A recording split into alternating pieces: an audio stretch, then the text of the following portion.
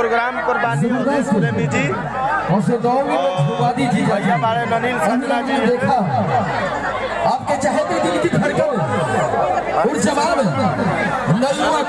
रितेश सिंह और उनके साथ देने के लिए थी मिस प्रियंका सॉरी किरण। आइए अब आपके सामने रूबरू कराने जा रहे हैं फिर से एक बार अवधेश प्रेमी को। या भैया बारे अवधेश भैया अनुराग बारे सब टीम बा।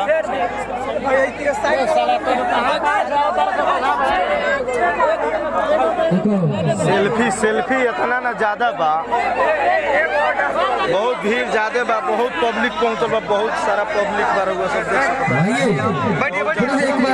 देख एक शेयर कैले जाए सब।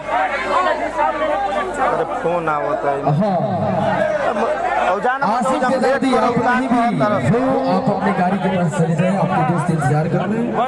आसिफ दर्दी जी